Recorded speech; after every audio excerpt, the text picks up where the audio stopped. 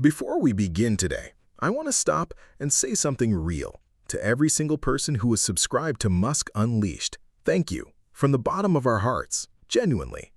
Every subscriber we have is not just a number to us. You are a real person who chose to spend your time here, who chose to trust us with your English journey. And that trust means more than we will ever fully be able to express. And if you are someone who subscribed recently, welcome. Welcome to this family. You will be part of something that is growing every single day, and we are so glad you found us. And before we get into today's lesson, I want to ask you something a little different. Right now, wherever you are, I want you to find a quiet place. Your room, a corner of a cafe, a park bench, somewhere that feels calm, somewhere that feels like yours. Put your headphones on, both of them, and give this episode your full, undivided attention. Not half attention, not one eye on your phone, full focus. Because what we are teaching today will be, will have, and will have been. These are the words of your future, and your future deserves your full attention. Are you ready? Good. Let's begin. Welcome to Musk Unleashed, the English podcast that teaches you real English for your real life. I'm Ethan. And I'm Emma, and today we are covering 3 of the most powerful future structures in the English language: will be, will have, and will have been. These 3 structures allow you to talk about your future, what will happen, what will be completed, and what will have been experienced by a certain point in time. They are not complicated once you understand the logic behind them, and by the end of this episode, that logic will be completely clear. We promise. Let's start with the first one, will be. Segment 1, will be. Will be. 2 words, but they carry enormous power in English, because whenever you use will be, you are making a statement about what the future holds. Will be. 2 words, but they carry enormous power in English, because whenever you use will be, you are making a statement about what the future holds. Will be. 2 words, but they carry enormous power in English, because whenever you use will be, you are making a statement about what the future holds. Will be. 2 words, but they carry enormous power in English, because whenever you use will be, you are making a statement about what the future holds. Will be. 2 words, but they carry enormous power in English, because whenever you use will be, you are making a statement about what the future holds. Will be. 2 words, but they carry enormous power in English, because whenever you use will be, you are making a statement about what the future holds. Will be. 2 words, but they carry enormous power in English, because whenever you use will be, you are making a statement about what the future holds. The structure is simple.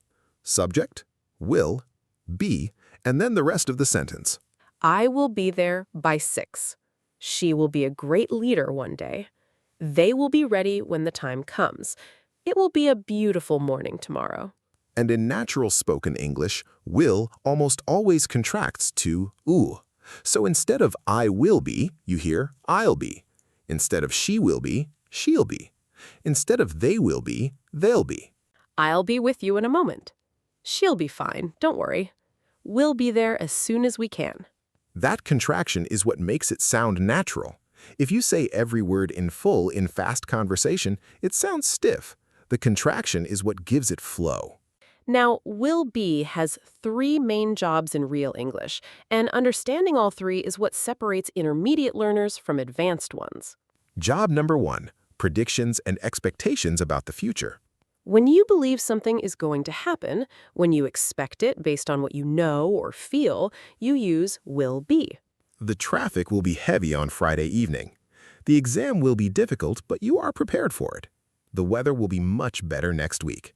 These are not guesses. They are informed expectations. You have a reason to believe these things, and will be expresses that confident, forward-looking belief. Job number 2, promises and commitments about future states. When you make a promise about who you will be or what a situation will be like, will be carries real emotional weight. I will be honest with you, no matter what. Things will be different this time, I promise. I will be there for you, always. That last one, say it out loud. Feel the weight of it. I will be there for you, always. That is not just grammar. That is a commitment. And will be is the word that makes it one. Job number 3, future continuous. Will be plus a verb ending in ing. Something that will be happening at a specific point in the future. This time tomorrow, I will be sitting on a plane. At 8 o'clock tonight, she will be presenting her project. By the time you arrive, we will be having dinner. This structure paints a picture of the future, not just what will happen, but what will be actively happening at a specific moment. It makes your English vivid, specific, rich. Role play. 2 friends the evening before one of them starts a new job. I cannot believe tomorrow is actually here. This time tomorrow, I'll be sitting in a completely new office. I know! How are you feeling about it? Nervous, honestly, but also ready. I think it'll be a really good chapter. It will be. You've worked so hard for this. And whatever happens, I'll be right here if you need to talk. Did you feel how naturally will be carried that whole conversation? Future prediction, future continuous, and a promise, all in one short real exchange. Now, the negative, will not be, contracted to won't be. I won't be available until afternoon.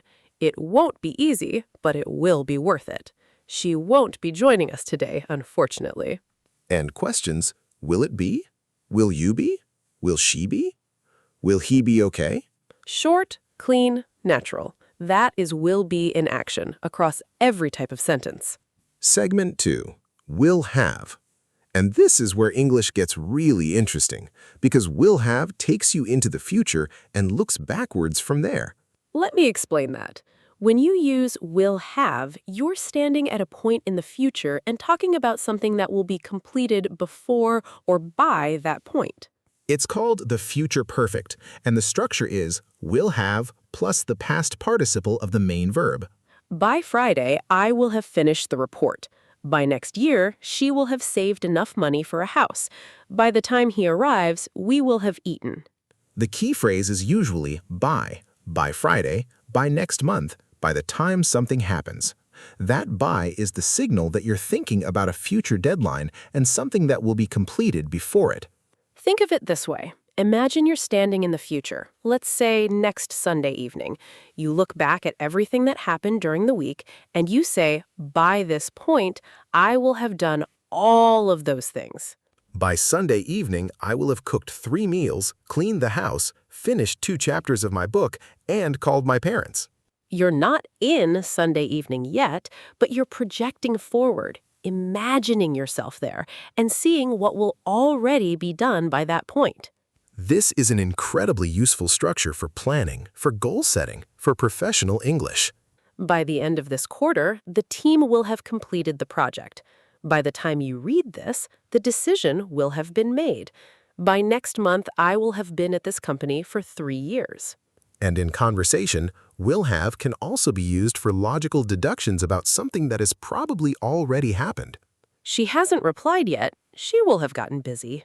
He left 2 hours ago. He will have arrived by now.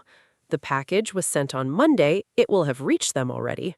This is confident deduction about the present or near past, expressed through a future lens, and it sounds remarkably natural and intelligent in conversation. Role play. A manager and a team member discussing a project deadline. Where are we with the presentation? Will everything be ready by Thursday? Yes, by Thursday morning, I will have finished all the slides and sent them for review. And the data section? By Wednesday evening, I will have updated everything with the latest figures. I'll make sure nothing is missing. Perfect. By the time the clients arrive, we will have prepared everything thoroughly. Exactly. We'll be ready. Did you feel how naturally will have made that conversation sound precise, professional, reliable? That's what this structure does. It shows you think ahead, and in professional English, that's a huge advantage. Bridge point. We have covered will be and will have in depth. You now understand what they mean, how they work, and how they sound in real conversations. But there's one more structure, and honestly, it might be the most impressive one of the three, because it combines everything we've learned today into one single, elegant form. Will have been. And we're going into that in full detail right now. Keep watching. Do not stop here. This is where it all comes together. Will have been. Let's talk about why the structure is so important and why mastering it puts you in a very small group of English learners who truly understand how time works in English. Because English has a way of layering time, past, present, and future, all inside one sentence. And will have been is one of the most powerful examples of that layering. It works in two main ways, and we are going to break both of them down completely, with examples, with role plays, with everything you need to walk away using this structure confidently. Let's go. The first use of will have been, and the most common one, is the future perfect continuous, and the structure is will have been plus a verb ending in ing. This structure talks about something that will have been happening continuously for a duration of time up to a specific point in the future. The emphasis here is on the duration, how long something will have been going on by a certain moment in the future. Let's look at examples. By next year, I will have been studying English for 5 years. You started studying English 5 years before next year. You are still studying now, and by next year, that journey will have been continuous for 5 full years. By the time we land, we will have been flying for 11 hours. The flight started, it is still happening, and by the moment of landing, it will have been going on for 11 hours continuously. By their anniversary, they will have been married for 25 years. The marriage started years ago, it is ongoing, and at the anniversary, that continuous journey will have reached 25 years. Do you feel the difference between this and will have? Will have finished focuses on the completion, the end result. Will have been finishing focuses on the ongoing process, the duration, the journey itself. And that difference, completion versus duration, is what makes will have been such a precise and expressive structure. More examples across different topics. By the time the movie ends, we will have been sitting here for 3 hours. By graduation day, she will have been working toward this degree for 4 years. By the end of this project, our team will have been collaborating for 18 months. And this structure appears very naturally in professional settings, in reports, in presentations, in business conversations. By the end of Q4, the marketing team will have been running this campaign for 6 months. By the time of the review, she will have been leading the department for 2 years. It shows depth of experience, length of commitment, and it does it in one smooth, confident sentence. Role play, a conversation about someone's English learning journey. Your English has improved so much. How long have you been practicing? Thank you. By the end of this month, I will have been learning for 2 years. It's been quite a journey. 2 years of consistent work. That's incredible.